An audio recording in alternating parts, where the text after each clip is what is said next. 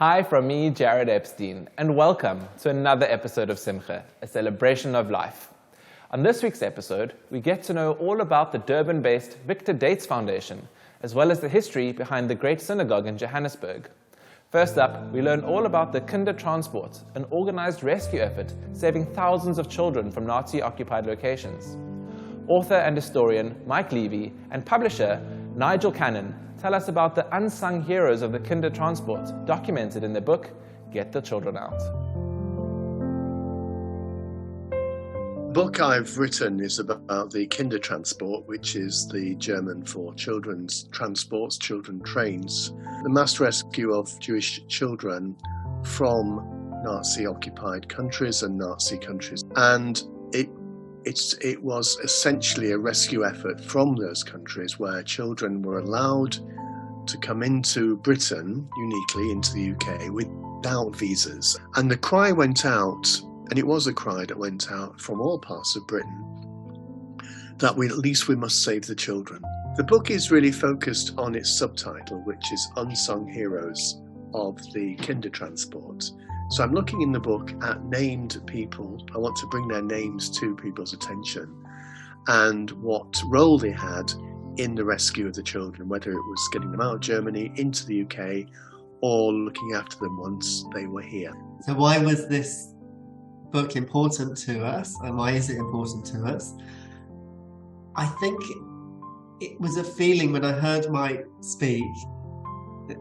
There was an emotional connection with him, with the stories. I could feel that this is something that he is dedicated to and connected and committed to, and I felt that very much. And the quest to try to do anything meaningful is really important, and especially in publishing and education. So to have this book was something that I just felt, that it's something that wants to more people to hear his lectures, his stories in print. So it was really a passion for that. We've got a lady called Helen Bentwich, who was from a very distinguished Anglo-Jewish family. She decided to put together a committee which would help to organise the arrival of the children into Britain, and really from day one got involved in doing this massive organisation of registering the children or having the children registered in Germany, arranging all the transports and so on, arranging the bookings on the trains, which had to be paid for, nothing was free. And then they had to find places for children to stay. And a little bit later, in 1939, they had to find guarantees for each child. The government of the day insisted that each child should have a guaranteed financial sum. Another key figure was Rabbi Dr. Solomon Schonfeld, and I devote an entire chapter to him because he was an incredibly larger-than-life figure. He is what we would call today an ultra-Orthodox rabbi. And his particular passion was to help find homes and paperwork for the children of Orthodox families. And so he got to work, if you like, rescuing the Orthodox children, but also sometimes their parents as well. He managed to get, single-handedly, if you like, about 700 children out of Vienna, plus possibly a couple of thousand adults. And getting adults out to Britain was exceptionally difficult because there was no visa waiver rule for them. Sometimes he would stay up all night with his friend at the Home Office, writing out visa application forms. So 300 of the children arrived, Orthodox children arrived, and when they got here, got to London, they were housed. He found families who couldn't say no to him. He was a very charismatic and very strong-willed chap, and they found places for each of the children. About 20 of them, by the way, lived in his mother's house. I don't know whether she had much say in it, but his mother's house became virtually a hostel for Orthodox children. Another one of my favourite people in the book, it was a lady called Bertha Bracey. Bertha Bracey was the de facto leader of the British Quakers, And the Quakers played a very important part in the whole Kindertransport story. Her story really begins back in 1933, when she was one of the very first to realise that the Jews were in peril in Germany. And she set up something called the Germany Emergency Committee, the GEC, which she continued to chair all the way through the 30s, right through the war. And its job was to do their best. The Quakers are a very small organisation, but to do their best to get Jews in danger, and particularly Jews perhaps who had been baptized, or, as many Jews had done, they had become Christian either through choice or because they thought that was a way in which they could perhaps save themselves. And Bertha was one of the people who realised that they might be the kind of people who are left behind in the rescue. So Bertha Bracey was involved really from the early 30s. She helped set up a school for Jewish refugees in 1934 in Surrey, in the south of England. And then in 1938, she's one of the first people to go to Berlin after Kristallnacht. She's there a few days after Kristallnacht takes place. And they travel the length and breadth of Germany between, say, 11th and 12th of November 1938 and about 10 days later, in which they have gone to be eyewitnesses to what has happened to the Jews during the pogrom. And they write extensive accounts, which are all still extant, and I use some of them in the book, to outline exactly what kind of danger the Jews had been. She talks about synagogues being burnt and businesses being smashed and people being beaten up in the streets and this sort of thing. And then when her and a delegation returned back to London, she leads a delegation. Bertha Bracey leads a delegation to the Home Office, to the Home Secretary, requesting that a visa waiver scheme, which we now call Kindertransport, should be introduced. And within really hours of that delegation, on the 21st of November 1938, the Home Secretary announced to Parliament that the Kindertransport scheme would be up and running, and that the government would allow the children to come without visas and other paperwork. So she was one of the architects, if you like, of the Kindertransport.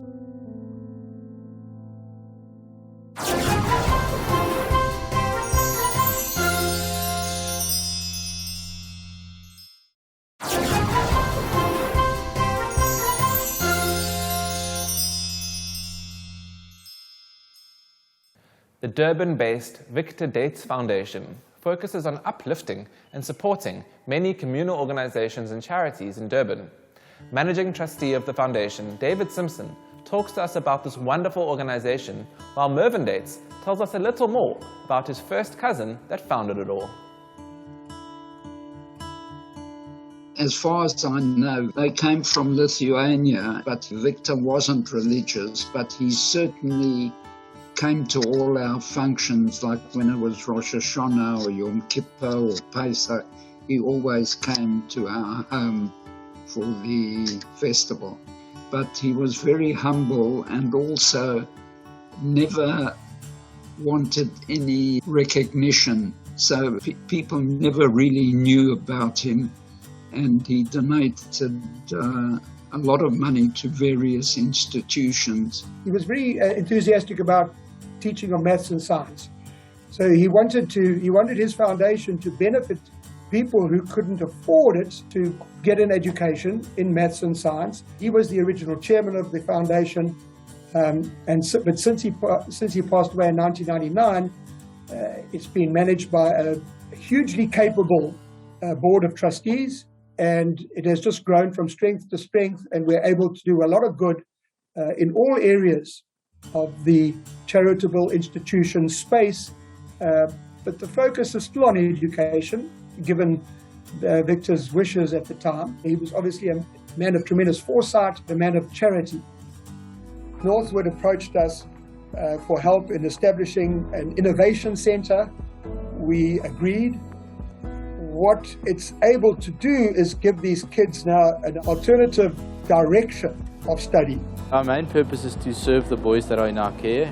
One of the ways that we do that is to make sure we future-proof them. So all our boys in grade 8 and 9 and even some in the senior grades now get to do coding and robotics almost every day. They get to create amazing pieces of work on our 3D printers, some of our linear printers, and just creating opportunities for them to be employable and entrepreneurial after school. Some of the major projects which we are involved in on the Jewish side are Beth Shalom, which is our Jewish old age home. We are committed to assist the committee to make sure that our aged live with dignity and in comfort. The Durban Holocaust and Genocide Center is, again, another unbelievably worthwhile initiative it was established many years ago by Mary Klook, and she has managed to establish a world-class facility insofar as the exhibitions are concerned and the programs they run. And I think that needs to be emphasized. They run programs educating children about the dangers of prejudice, anti-Semitism, racism, etc. On the non-Jewish side, there was an initiative by a marvelous woman called Dr. Artie Ramkisson, who became involved in the re-establishment, the renovation of the old Durban Children's Hospital. She established a trust. She garnered support worldwide to take this really decrepit building and bring it back to life. Discussions with the Victor Dates Foundation commenced in 2016. Our former CEO, the late Dr. Artie Ramkisson, had a very close relationship with the Victor Dates Foundation, and the renovation was actually in progress at the time that she passed away, so we obviously had to build up our relationship with Victor Dates Foundation. And we're very happy with the donation and with the outcome, our beautiful new psychology center. And obviously hoping that they would maybe even support us going on into the future. The KZN Children's Hospital was originally built in the 1920s and opened in 1931, but it was closed by the apartheid government at the height of the regime in the 1980s because the hospital treated children of color. And so we're standing here today in a really iconic, historic building. And as the Trust, we're trying to restore it, bring it back to its former glory, and bring hope and healing to all the children of KwaZulu-Natal once again. We're seeing children who have neurologically based difficulties like epilepsy, attention deficit disorder, learning difficulties, genetic conditions, and all these translate from an academic point of view with children who have intellectual disabilities and learning disabilities. So we have, we provide a holistic service. We're made up of a multidisciplinary team of psychologists, social workers, and occupational therapists, speech and language therapists, audiologists, dietitians, and an EEG specialist. So it's actually a wonderful environment in terms of the service we provide for children. The Thousand Hills community feeding program is another, each project is as good as the next. It's just incredible. There's another great program where they support families in the Thousand Hills area with food parcels, with food, with regular nourishment, because the needs of that community are great. Growing up in this community and knowing the poverty that the community faces, knowing that the hardships that parents face to try and ensure that they put meals on the plates of their children, or even during the day, having Victor Dates support initiatives like that is so inspiring for me as a person. It makes me want to work, it makes me more selfless and actually want to go out there and do so much more myself, because when I see people like that who come together to come and give relief to people who are in need, it just puts that positive strength within our systems as well, that we here, we working, we employed. But if it were not to people like Victor Dates who bring that funding on board for the organization to be able to do this wonderful work, it would not be possible for us to run a community center like we do. When you visit beneficiaries, we see the hope that we can give. We can, by supporting them on a financial basis, the hope not only from the people who run it, but it filters down to the people that benefit the most. And we are committed to making sure that this is a legacy that survives longer than us, much longer than us, and hopefully forever. And because these people need help, and that's our mission, is to help them.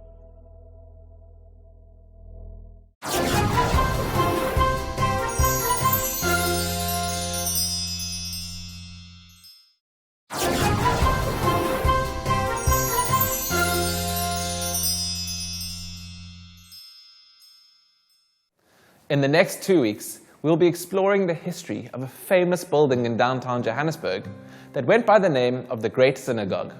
Historian David Sachs and Rabbi Dovid Hasdan tell us more. The Great Synagogue was like the capital of South African Jewry, certainly for Johannesburg and the Transvaal. Enormously prestigious place, a magnificent building. The architecture, the whole story of the architecture alone is fascinating. And it was the seat of the chief rabbi and the Beth Din and Federation of Synagogues, and really it was a very highly regarded, esteemed kind of center of Jewish life. So I have a very warm connection to the shul, to the synagogue, which goes back many, many years. In 1989, I was asked to assist with the synagogue downtown called the Great Synagogue, Walmerton Street Shul. And the synagogue has such a rich history. It was first founded as one of the original communities of Johannesburg. Gold was discovered here in 1884. And in 1886, within 2 years, there was already a stone laid into the very first shul that was built downtown.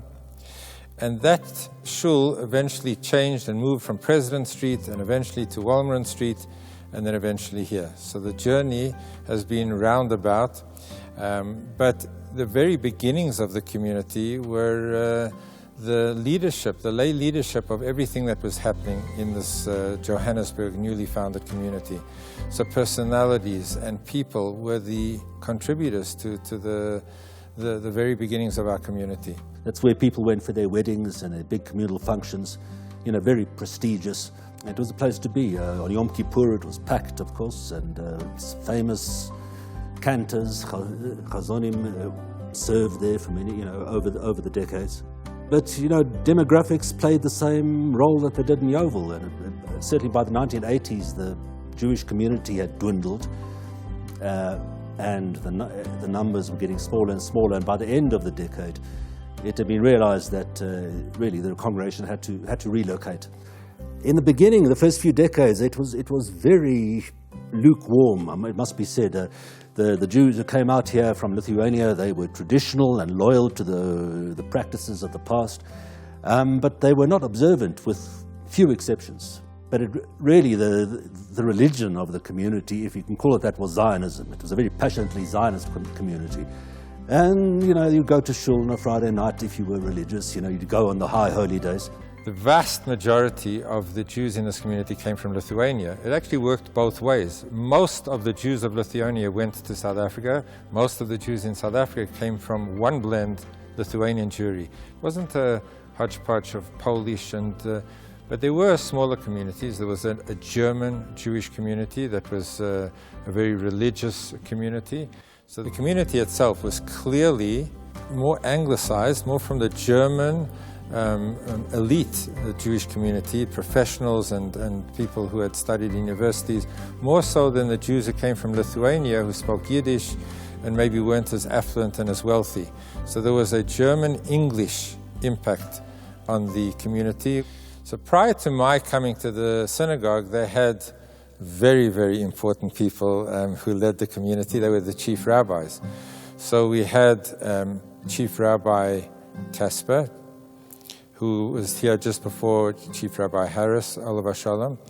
Before him, we had Rabbi Rabinowitz. Prior to him, there was Rabbi Hertz who was involved. The first chief rabbi of the Great Synagogue was Rabbi Professor Yehuda Leib Landau. But he didn't have a very strong voice, and that is a problem because the acoustics in the Great Synagogue were always a problem, and you can't use a microphone on the Sabbath. So he struggled in that sense.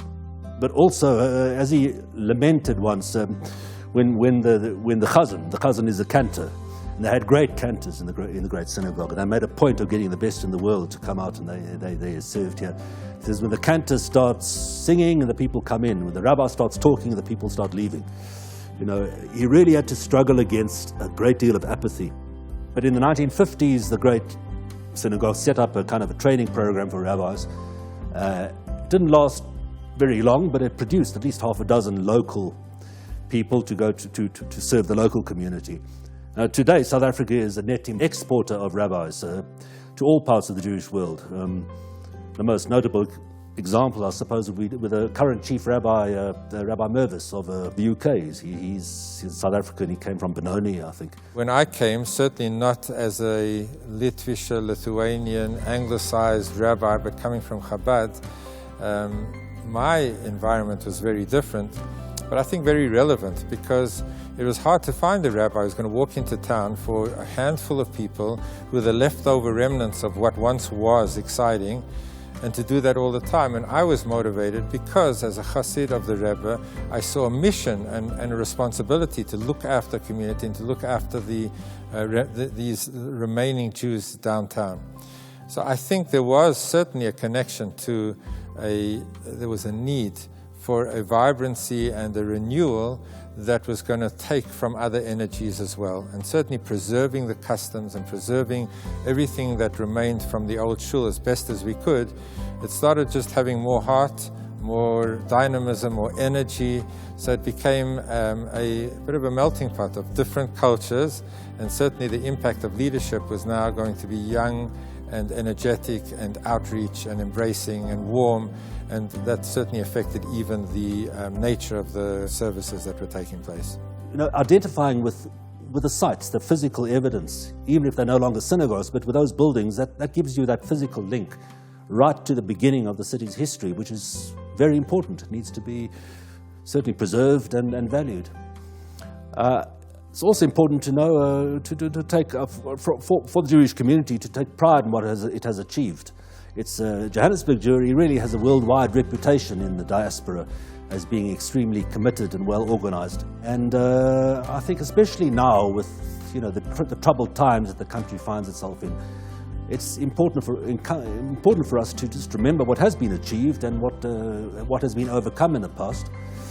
Just to strengthen our resolve to remain here and to continue the tradition that was set up 135 years ago. That brings us to the end of this week's episode of Simcha, a celebration of life. As always, we'd love to hear from you, so please send us a Facebook message at Spirit Sister Productions. From me, Jared Epstein, and the Simcha team, remember these words from the historical famous leader, Rabbi Nachman of Breslov. We need to start over every day, and sometimes, many times, each day.